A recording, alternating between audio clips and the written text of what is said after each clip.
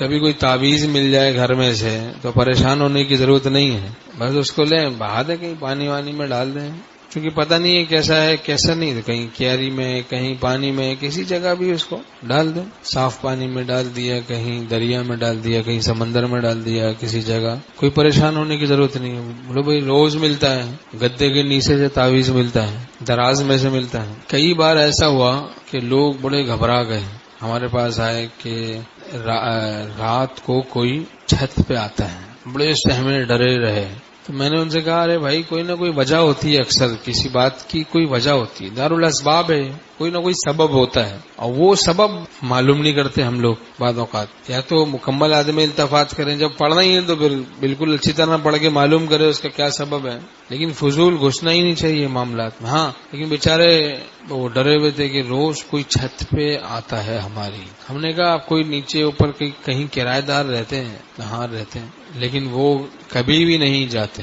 ہم نے کہا ہو سکتا ہے بھائی گرمی لگتی ہو، اوپر چلا گیا ہو کہ گھبرا رہا ہو دل، چھت پہ کوئی گھبراہٹ میں رات کے ٹائم جا کے ٹہل لیتا ہوں، تم معلوم کرنا اب ایسا محسوس ہوتا۔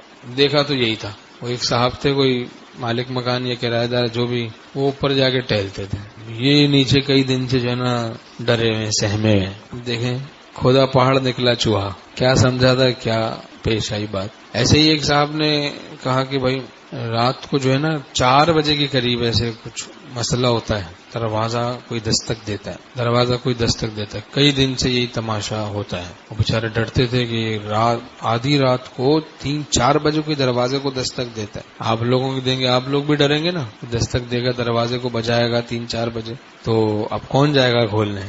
بالآخر جب غالباً ہم نے بتایا کہ بھائی اس کو معلوم کرو، دیکھو، شاید بتایا ان کو بھی۔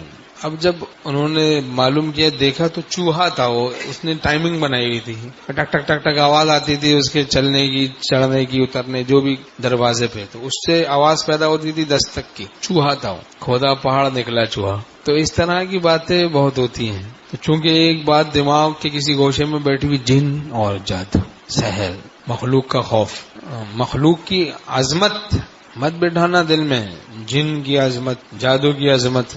ہماری شریعت تو سکھاتی ہے، حضرت تھانوی رحمۃ اللہ نے فرمایا کہ مخلوق کے عجز کو سوچو، اللہ کی قدرت کو سوچو، اسے توحید مضبوط ہوگی۔ تو اگر تم نے مخلوق کی عظمت کو بٹھایا بہت زیادہ دل میں، رفتہ رفتہ تمہاری توحید پہ بات آئے گی، توحید خراب ہونی شروع ہو جائے گی۔ غیر غیر ہے اور غیر کچھ بھی نہیں، آپ ہیں اور آپ سب کچھ۔ اب جو بات نہیں سمجھ میں آئے تو یہ سوچ لے بھائی خدا کی مشیت سے ہوا، کتنا آسان طریقہ ہے۔ اللہ کی مشیت سے نظام کائنات چلتا ہے، اللہ کی مشیت سے یہ بھی بات پیش آ گئی۔ اللہ کی چاہت سے کیوں مخلوق کے چکر میں پڑے ہم لوگ کہ ہوا کیا؟ بعض اوقات نہیں بھی سمجھ میں آتی بات، جیسے کچھ تو سمجھ میں آ جاتی، کچھ نہیں سمجھ میں آتی۔ ابھی ایک صاحب نے کہا میرے گھر کی دیواروں پہ خون کے چھینٹے ہوتے ہیں، میں نے کہا اس میں کیا مسئلہ ہے؟ بس رہنے دو اس کو، اب عدم التفات کیا ختم ہو گیا۔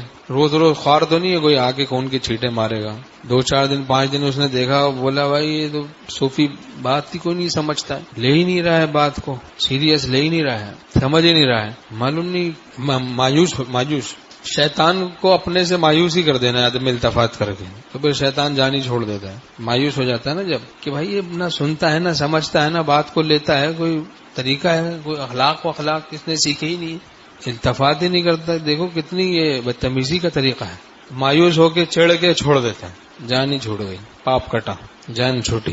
کسی نے کہا ہمارے گھر میں کبوتر کا پر ملتا ہے، ہم نے کہا آپ کے گھر میں کبوتر کا، ہمارے گھر میں تو پورا کبوتر آتا ہے، اس میں کون سا ایسا مسئلہ ہے؟ ایک صاحب نے مجھے بتایا کہ ہمارے گھر میں کلیجی آ کے گرتی، وہ بس کمرے میں، کوئی مسئلہ نہیں ہے بھائی، کلیجی اٹھاؤ باہر رکھ دو۔ تو یہ شرارتیں کر کے شیاطین کنفیوز کرنا چاہتے ہیں، کنفیوز ہو جاتا ہے جب آدمی خوف زدہ ہو جاتا ہے، ڈر جاتا ہے، گرتی ہوئی دیوار کو ایک دھکا اور دو کہتے ہیں، بیچارہ کمزور تو ہو گیا، ذرا سا پش کرنے سے گر جائے گا، آپ ڈریں نہیں۔ کبھی سو رہے ہیں، کچھ محسوس ہو گیا کوئی چھیڑ چھاڑ کر رہا ہے، آپ اٹھے، آیت الکرسی پڑھی یا قہر 7 دفعہ پڑھیں، اعوذ بکلمات اللہ التامات من شر ما خلق، اور اگر یہ بھی پڑھ لیں فاللہ خیر حافظا وهو ارحم الراحمین، وہ بہترین حفاظت کرنے والا ہے اور سب سے بڑھ کر رحم کرنے والا ہے۔ دم کر لیں بس سو جائیں، پھر چھیڑ چھاڑ محسوس ہو پھر آپ اپنا اٹھیں، اپنا کروٹ لے کے سو جائیں، پھر کوئی چھیڑ چھاڑ کر پھر کروٹ لیں، پھر سو جائیں۔ 3-4 دفعہ کے بعد خود ہی جن ڈر جائے گا، بولے گا بھائی یہ اخبل ہے، ایسا نہ ہو مجھ پہ ہی چڑھ جائے تھوڑی دیر میں. ایک آدمی کے پیچھے ایک کتا بھاگا، وہ بھاگا جا رہا ہے، بھاگا جا رہا ہے، بھاگا جا رہا ہے، بھاگا جا رہا ہے. بھاگتے بھاگتے اس کو بہت چڑ ہوئی. اس نے کہا یار کوئی طریقہ ہے، بھاگا جا رہا ہے پیچھے. اس نے سوچا اب ایسی کی تیسی مڑ گیا، کتے کے پیچھے بھاگا، کتا آگے آگے، یہ پیچھے پیچھے. یہی ان جنات اور شیاطین کا کہ یہ جنات کا یہ مزاج ہوتا ہے. جو ڈرتا ہے اس کو ڈراتے ہیں، اور جو نہیں ڈرتا اس سے ڈرتے ہیں. جو اللہ سے ڈرتا ہے اس سے جن و انس سے ڈرتے ہیں. من کان للہ کان اللہ لہ.